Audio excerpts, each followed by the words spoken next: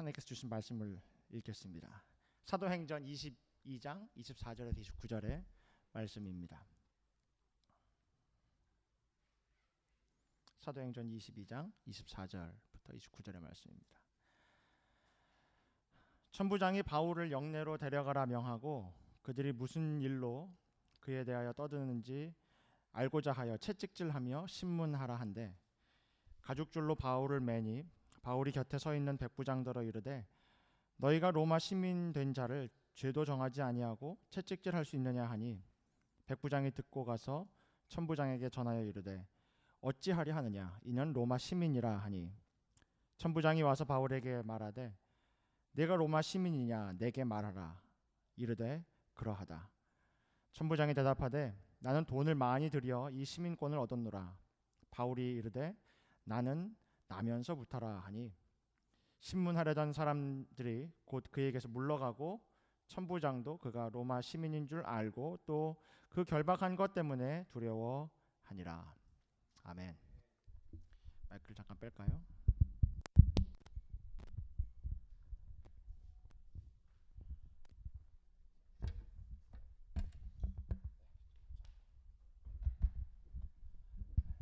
오랜만에 재단에 서게 됐습니다. 화요 모임에서 말씀을 전하게 되었는데요. 저는 파라모스에 있는 아콜라 교회에서 부목사로 사역하고 있는 김효익 목사라고 합니다. 반갑습니다. 미국 사람들이 이런 어떤 자리에 초청을 받아서 연설을 하게 되면 뭐 얘기를 한마디 하십시오 이렇게 하면은 처음에 시작하는 그 말이 있습니다. I am privileged to be here tonight. 이런 표현을 씁니다. 그렇죠? 저도 오늘 그런 말을 할 수 있겠죠. I'm privileged to be here tonight. 그렇죠? 이 자리에 올 수 있는 것이 나에게 privilege, 특권이라는 얘기죠. 아주 특별한 그런 권리를 내가 받았다. 그런 권리를 누리고 있다는 그런 번역입니다. 그 privilege라는 말 여러분 잘 쓰십니까? 영어를 사용하실 때 잘 안 쓰게 되는 말인데, 그렇죠? 우리가 뭐 어느 사람에 대해서 얘기할 때 우리는 돈이 많다, 아니면 뭐 집안이 좋다 이렇게 사람을 얘기하지만 미국 사람들은 표현할 때 그거를 프리빌리지된 사람이다, 이렇게 많이 얘기를 하더라고요. 특권, 그렇죠? 근데 왜 그런가 생각해 보니까 한국어로 특권이라는 말은 별로 그렇게 썩 우리가 듣고 싶어하지 않는 말입니다. 뭐 특권을 누리는 사람들을 뭐라 그러죠? 오늘 설교 제목이지만 특권층. 자, 오늘 여기 화요 모임 오신 여러분들 중에 혹시 나는 특권층이다 하시는 분 계십니까? 한번 손 들어 보실래요? 제 말이 맞죠? 특권층이라고 제가 볼 땐 다 특권층처럼 아주 멋있게 예쁘게 생기신 분들인데 절대 자기가 특권층이라고 얘기를 안 합니다. 누가 특권층이십니다 그러면 무슨 소리 하는 거냐고, 나 그렇게 보지 말라고, 나 평범한 사람이라고. 뭐 한국은 대통령도 보통 사람이라 그러는 나라니까 어지간히 달가워하지 않습니다. 성경에 많은 인물들이 등장하죠. 일단 성경 그 거룩한 책에 이름이 올라갔다는 것만으로도 얼마나 프리빌리지된 겁니까? 얼마나 특권이 있는 겁니까? 그거 자체가 엄청난 특권인데, 그런데 또 그 많은 사람들 가운데 엘리트, 특권층 이러면 생각나는 사람이 있죠. 바로 오늘 본문 말씀에 나왔던 바울입니다. 사도 바울. 이 바울이 기독교인으로 회심하기 전에는 사울이라고 불렸었죠. 이름이 바뀐 것이 아니라 사울은 히브리식으로 읽은 이름이고 바울은 그것을 좀 헬라식으로 읽은 이름의 그 차이일 뿐입니다. 어떤 사람이었죠? 아주 좋은 유대인 집안에서, 혈통 좋은 집안에서 태어났고 또 가말리엘이라는 당대 최고의 선생님 밑에서 엘리트 교육을 받았고요. 그리고 머리만 지성만 있었던 것이 아니라 열성 유대교인으로 민족의식까지 있었어요. 가슴이 뜨거워서 이리저리 뛰면서 당시의 이단들이었던 기독교인들을 잡았던 아주 멋진 남자였습니다. 요즘 말로 하면 이런 남자를 뭐라 그러죠? 엄친아라 그럽니다. 엄친아가 무슨 뜻인지 다 아시죠? 엄마 친구의 아들이다. 누군지 모르지만 듣고 나니까 괜히 너무 잘나서 시기심도 생기고, 엄마 친구 아들 중에 이런 애가 있더라 이렇게 나오는 얘기 있죠. 그렇죠? 특권이 있었던 만큼 또 그만큼 견제도 받았고 또 시기도 받았고 그랬던 사람이었습니다. 특별히 그가 유대인이었다가 유대교인이었다가 기독교로 회심한 이후에는 정작 이제 그의 친구들이었던 동지들이었던 유대인들로부터 엄청난 역공격을 당하게 되죠. 그래서 오늘 본문에 보면 바울의 상황이 이렇습니다. 바울이 예루살렘으로 왔는데 거기서 아주 큰 어려움을 지금 당하고 있는 겁니다. 자신을 그토록 미워했던, 두 번에 걸친 전도 여행 내내 자신을 못 살게 굴었던 이방인들이 못 살게 군 것이 아니라 동족이었던 유대인들이 못 살게 굴었죠. 계속 때리고 방해하고 조직적으로 음해하고, 그 본거지가 예루살렘인데 그 본거지로 들어온 겁니다. 정말 여러분 한번 생각해 보세요. 얼마나 아이러니한 상황입니까? 그렇죠? 예루살렘이 어느 도시입니까? 거룩한 성 아닙니까? 다윗 때로부터 성전이 있었고 누구나 가보고 싶어하는, 한 번쯤 가보고 싶어하는. 혹시 성지순례 다녀오신 분 있으세요? 예, 손 드셔도 돼요. 제가 뭐 프리빌리지 됐다고 얘기 안 하겠어요. 성지순례 다녀오신 분은 다녀오신 이후로 무슨 얘기만 나오면 내가 예루살렘에 가봤는데 뭐가 이렇더라 계속 얘기하지 않습니까? 간증으로. 예, 그렇게 하실 권리가 있습니다. 또 안 다녀오신 분은 평생의 소원이 뭡니까? 예루살렘에 한번 가봤으면, 그렇죠? 예수님이 계시던 그곳에 골고다 언덕에 한번 가봤으면, 그 성전터에 한번 가봤으면. 저도 아직 성지순례를 못 가봤는데 꼭 가보고 싶습니다. 얼마나 우리가 가보고 싶어하는 곳입니까? 성지 중에 성지죠. 그런데 바울이 이 고난을 당하는 곳이 바로 그곳 예루살렘이란 얘기예요. 예수님도 예루살렘에서는 그다지 환영을 받지 못하셨습니다. 도리어 유대인들은 변방, 시골, 촌구석처럼 여기던 갈릴리 지방을 중심으로 사역을 하셨고, 갈릴리에만 가시면 쉴 수 있었고, 갈릴리만 가시면 마음이 편했고, 친구들도 많이 있었고, 자유롭게 사역을 하셨지만 절기를 치르기 위해서나 아니면 사역을 위해서 예루살렘에 오셨을 때는 항상 유대인들로부터 공격을 받으시고, 뭔가 예수님 주변에 안 좋은 일이 일어나고 예수님을 위협하는 일들이 일어났던 그런 곳이 바로 예루살렘이었다는 것입니다. 배척도 당하고 의심도 당하셨던 곳이죠. 자, 사도 바울은 이방 지역에서 정말 어려운 일도 있었지만 그래도 성공적으로 그의 전도, 선교 사역을 잘 마쳤습니다. 그래서 이제 그가 다음 사역으로 무엇을 할 것인가 궁금해하던 차에 바울이 폭탄 선언을 하죠. 난 예루살렘으로 가겠다. 모두가 말립니다. 한 명도 저랑 같이 가십시다. 내가 가서 도와주겠습니다. 이런 사람 아무도 없었어요. 다 말렸습니다. 거기를 왜 가냐고. 지금까지 그렇게 유대인들이 못 살게 굴었는데 유대인들이 잔뜩 모여 있는, 공격만 받을 수밖에 없는, 공격받을 수밖에 없는 그곳으로 왜 갑니까? 다들 그렇게 하고 말립니다. 바울은 그 스스로가 선교사로서의 의무, 즉 예루살렘 교회에, 모교회에 가서 선교 보고를 해야 한다는 의무도 있었지만 그 이방 지역에서 있었던 수많은 부흥의 사건들, 성령의 역사를 나누고, 그리고 그 이후에도 더 이제 이방 지역에 더 활발하게, 더 든든하게 선교하기 위해서 그 기도와 또 그 힘을 얻고자 그런 마음을 가지고 예루살렘으로 올라갔던 겁니다.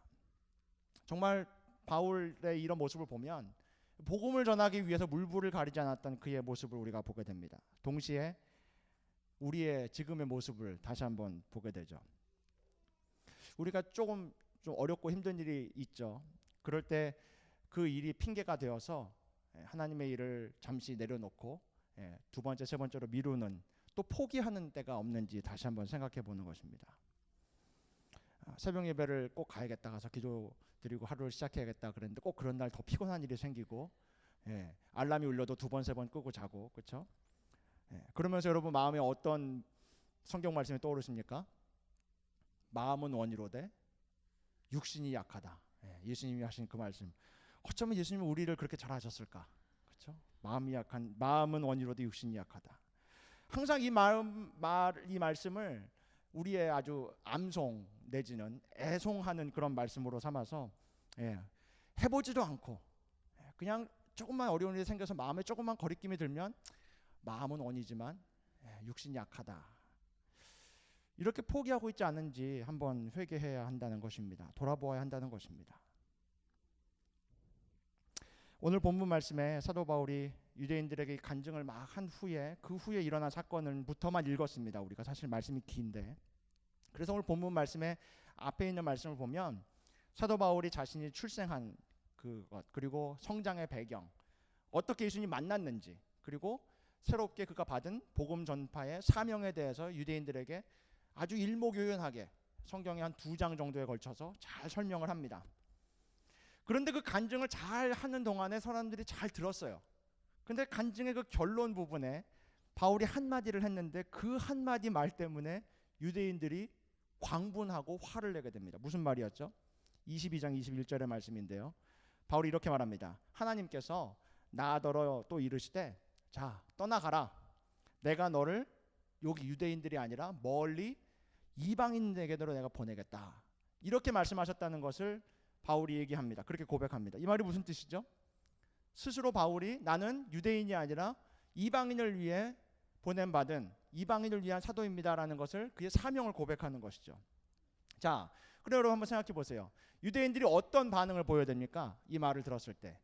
아, 나는 바울 내가 여기 와가지고 막 여기서 전도하고 뭐 일을 꾸미고 뭐 예수 얘기를 또 하려고 그러고 그러는 줄 알았는데 듣고 보니까 네가 간증을 잘 했는데 듣고 보니까 그래 너는 이제 유대인들에게 더 이상 뭘 하려는 게 아니라 이제 이방인에게 가기 위해서 왔구나. 오케이. 예. 그럼 뭐 여기서 우리도 뭐 더 땀 흘리고 화낼 거 없이 가라. 넌 내 갈 길을 가라. 그렇죠? 충분한 그런 구실이 되지 않습니까? 어떻게 생각하세요? 그런데 유대인들은 그 말을 듣자마자 더 화를 내는 거예요. 어떻게 화를 냈냐면 22절에 보니까 그를 이 땅에 살려두지 말자. 예, 성경이니까 좀 점잖게 번역을 했겠죠. 무슨 얘기입니까? 죽여버리겠다는 얘기예요. 그렇죠? 그리고 23절에 보니까 옷을 벗어 던지고 티끌을 공중에 날렸다 그랬어요. 그러니까 한바탕 큰 소동이 일어난 겁니다. 아주 현장감 있게 그렇게 기록을 했죠. 왜 이렇게 화를 냈을 것 같아요, 여러분? 바울이 이방인들에게 가겠다 그랬는데 유대인들이 왜 화를 냈을까요? 에? 이방인을 사랑해서? 이방인을 경멸하지 않았습니까? 그러면 그렇게 듣기 싫은 예수 얘기를 이방인들에게 전하겠다 그랬는데 맘대로 하라고 놔두지 왜 그렇게 화를 냈을까요? 유대인들에게는 이러한 특별한 선민의식이 있었어요. 하나님이 선택한 백성이라는. 그래서 자기들만 구원받았다는, 자기들만 좋은 것을 누린다는 그러한 삐뚤어진 욕심이 있었어요. 그래서 바울이 복음을 가지고 이방에 가겠다 그러니까 그것도 싫은 거예요. 그래서 그것도 시기해가지고 말도 안 되는 억지를 부리고 바울을 죽이겠다고 그렇게 떠들고 있는 겁니다. 이렇게 사태가 점점 커지니까 더 큰 폭동이 일어나거나 또 더 큰 그런 소요가 일어날까봐 로마의 천부장이 로마 관리가 개입합니다. 그래서 바울을 잡아서 데리고 로마군의 영내로 들어가죠. 차단시키는 겁니다. 접촉하지 못하도록. 그래서 이제 바울을 묶어놓고 신문을 하려다가 도대체 왜 이러는지 바울에게 직접 들어보자. 신문하려다가 뭘 알게 되죠? 바울이 로마 시민권을 가지고 있는 로마 시민인 것을 알게 됩니다.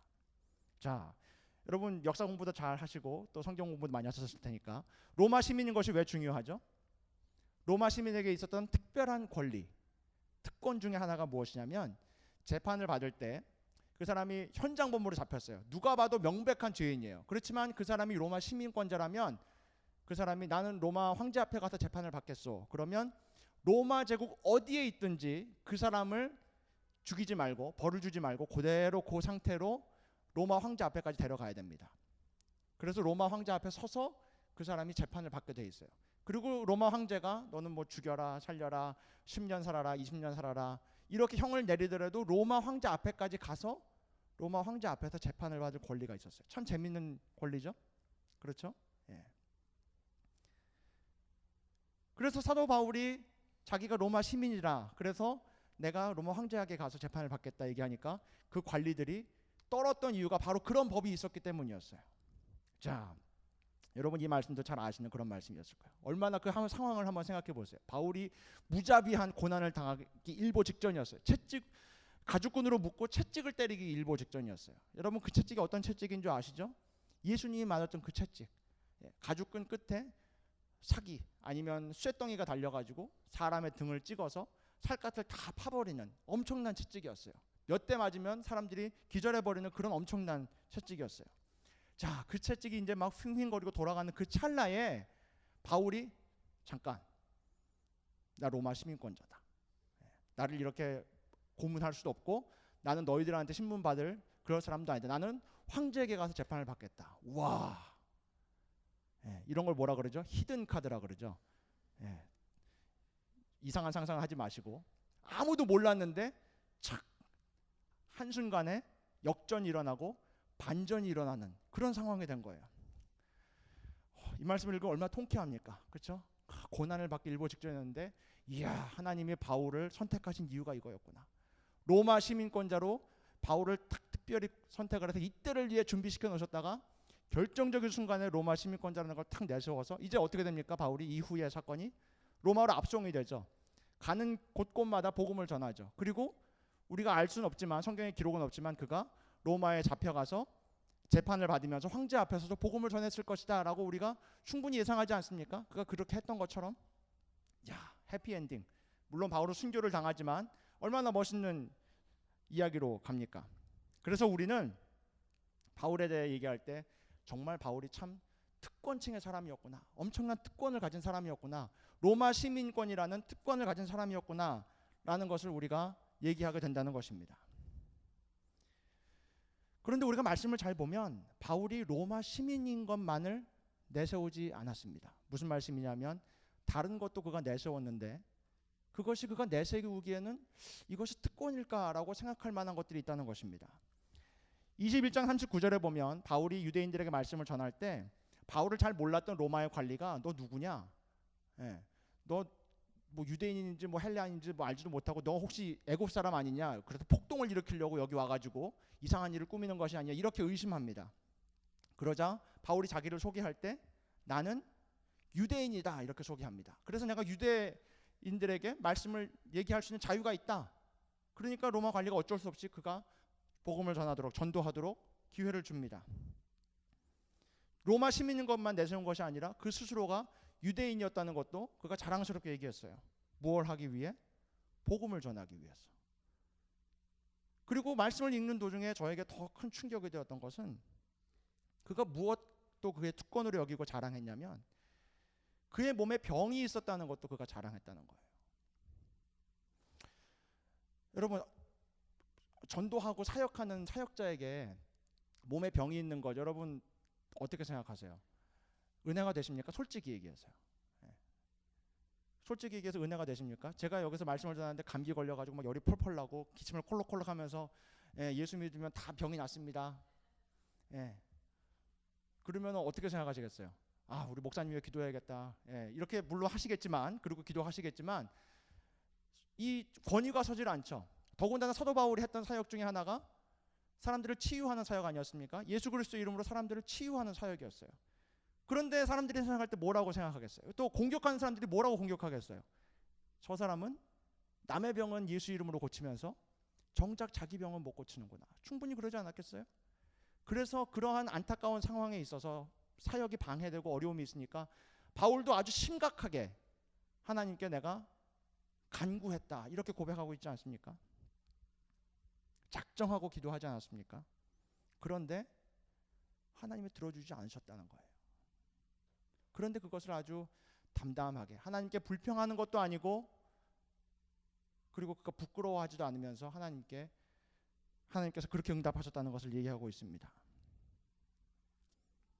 이러한 바울의 스스로의 그 상황의 고백을 우리가 보면서 도대체 바울이 생각했던 특권은 무엇인가를 우리가 다시 한번 보게 되는 것입니다. 마치 우리에게 어떠한 특별한 상황이 주어지거나 특별한 힘이 주어지거나 특별한 능력이 주어지거나 어떠한 권리가 주어졌을 때 사도 바울이 로마 시민권자인 것을 내세워서 복음을 전하고 그 상황에서 빠져나올 수 있었던 것처럼 우리는 우리에게 있는 뭔가 로마 시민권과 같은 그러한 특별한 무언가를 우리가 찾고 있지는 않은가 다시 한번 생각해 보게 됐습니다. 그래서 그것을 발견하게 되면 할렐루야, 할 수 있구나, 내가 할 수 있구나. 그렇지만 그게 없으면 힘도 다 빠져버리고 그것이 없는 건 불구하고 어려운 일이 있고 그러면은 그 어려운 일을 가지고 아, 이건 내가 숨겨야 돼, 이건 나에게 부끄러움이야, 이러고 작아지고 힘이 빠지고 주저앉는 그러한 정말 세상적인 모습의 크리스천이 아니었는가 하는 것입니다. 어떻게 사도 바울이 이렇게 사역을 감당하고 복음을 전할 수 있었을까? 특권이 아닌 것처럼 보이는 것도 특별한 권리라고 주장하면서 어떻게 이렇게 일할 수 있었을까? 디모데후서 4장 2절에 이런 말씀이 있습니다. 너는 말씀을 전파하라. 때를 얻든지 못 얻든지 항상 힘쓰라.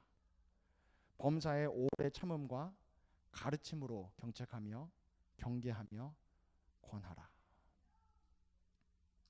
때를 얻든지 못 얻든지.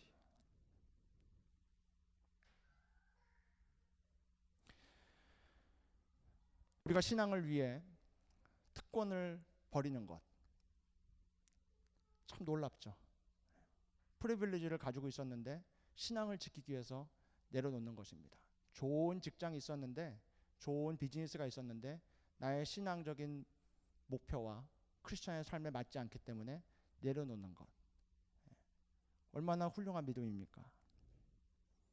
그런데 거기서 멈추는 것이 아니라 나의 프리빌리지된 그 특권을 내려놓고 그 차라리 정반대에 있는 불이익을 감수하는 것, 그것을 기쁘게 받아들이고 그것을 나의 특권으로 삼는 것, 그것이 바로 우리 성도의 삶이 되어야 한다는 것입니다.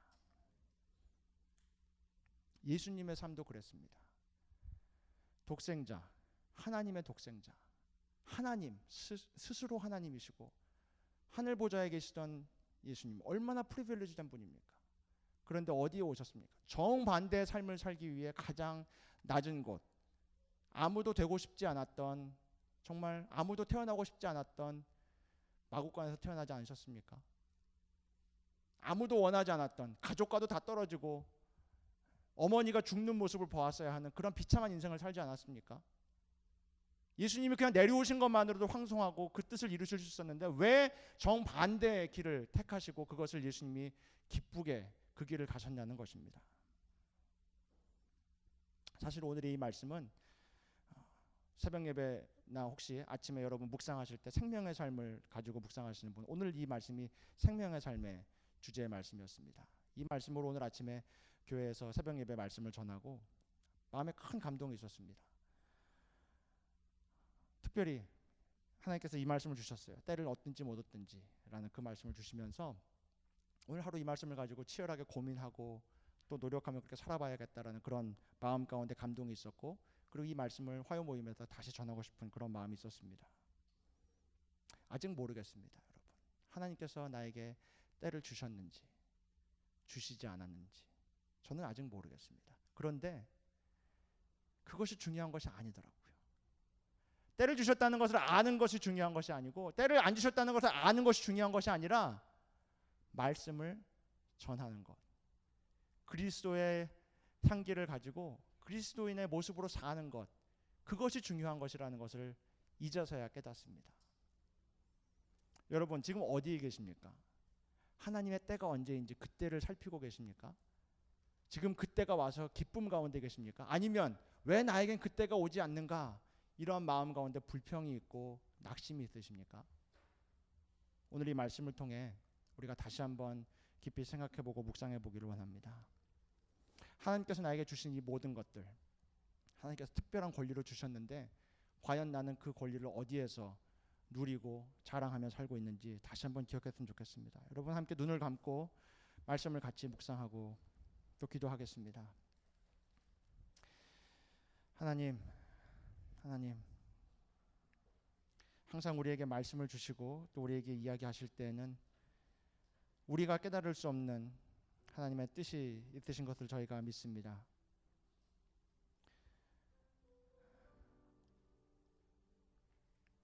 항상 세상 사람들은 기회를 잡아야 한다고, 모든 일에는 시간이 있고 정해진 때가 있다고 그렇게 자랑처럼, 또 인생의 어떠한 교훈인 것처럼 그렇게 얘기합니다. 그러나 우리 하나님 원하시는 것은, 우리에게 원하시는 참된 제자의 삶, 성도의 삶은 우리가